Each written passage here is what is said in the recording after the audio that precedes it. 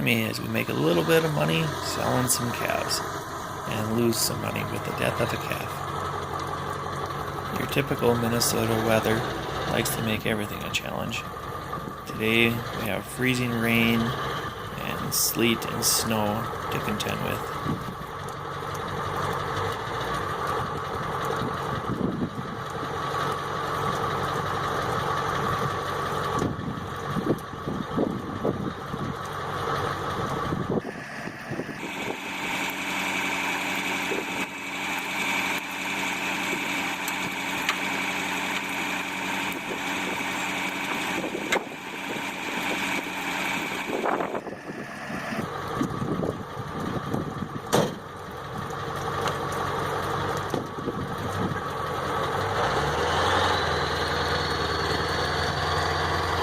Now with the trailer all hooked up, we'll take it over to the pasture where we have the calves.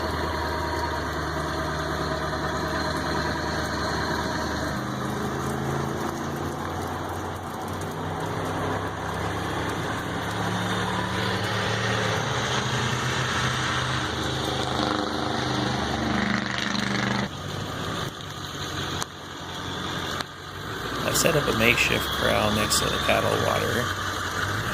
We use that along with the trailer to get the calves all corralled, and we can sort out which calves we'll be hauling over to sell.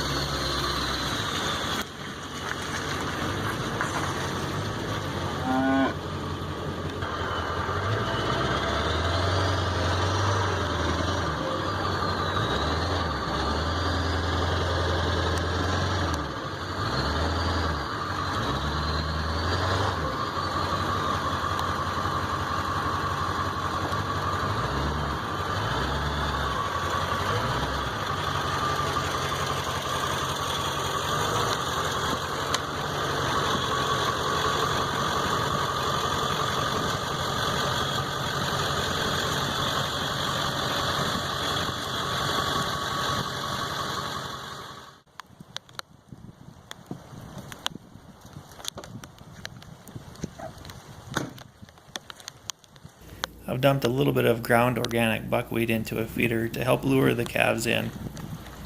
Two of them were a little reluctant to go in, but they were both heifers and were not going to be sold.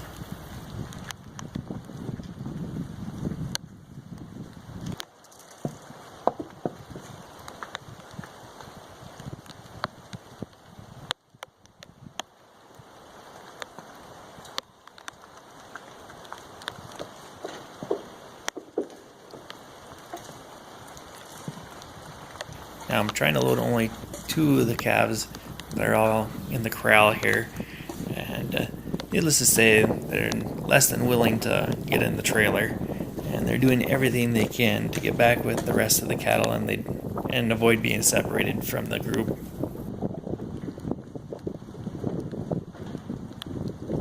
I'll have to give whoever came up with that red paddle on the white fiberglass stick some credit.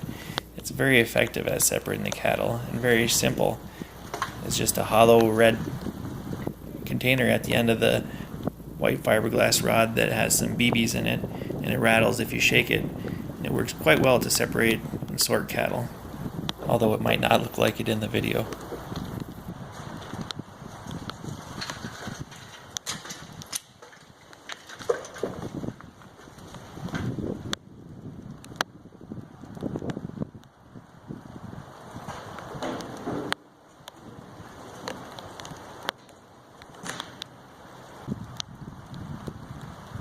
Alright, we got the 2 calves sorted out and loaded into the trailer.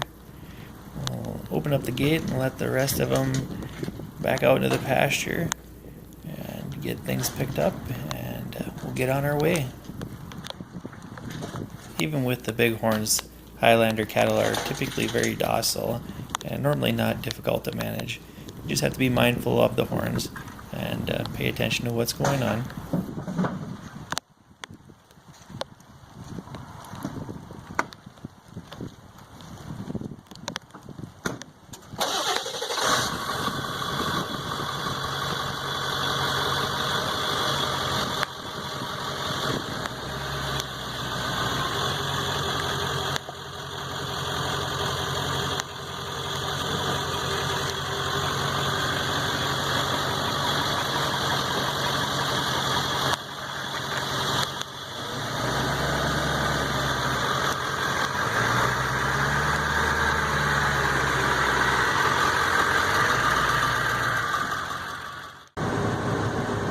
All loaded up. Let's go deliver these little guys.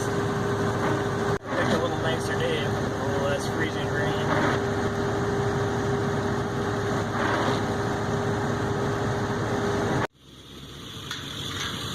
Here we go. We're pulling into the buyer's pasture to let these calves out.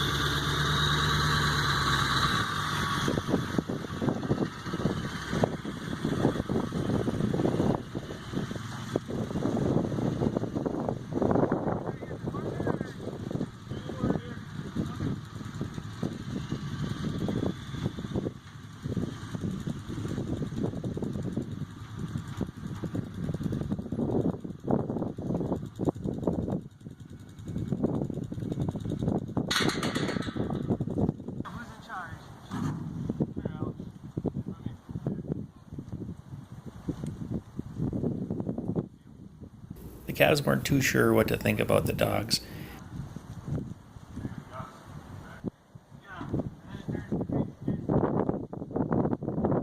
Once they got off the camera, the calves took after the dogs a little bit and chased them off.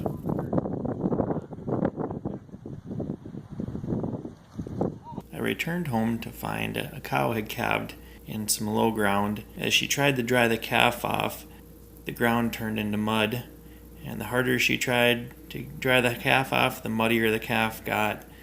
By the time I found it, the calf was hypothermic and knocking on death's doorstep. We cleaned and dried the calf off, and he made a full recovery.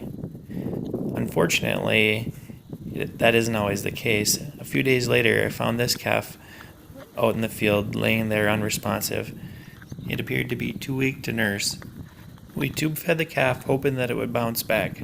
Unfortunately, he made no improvement. We brought the calf into the vet. It was found to have suffered some significant head trauma, possibly from a reflex kick from the cow as the calf tried to nurse.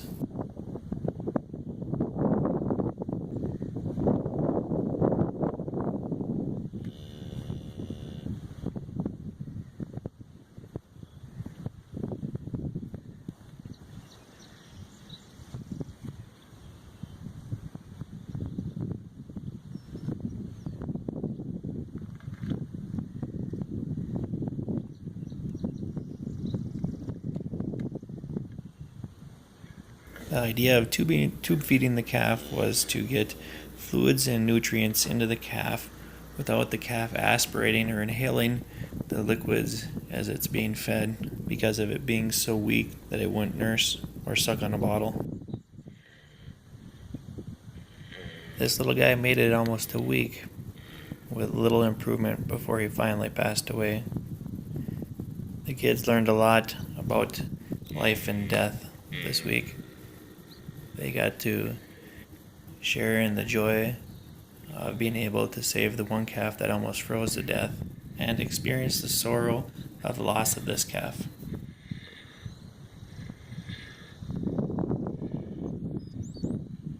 Join me later as we share our life out here on the farm. Don't forget to subscribe to the channel and also share with a friend you think might be interested in learning about the life on the farm.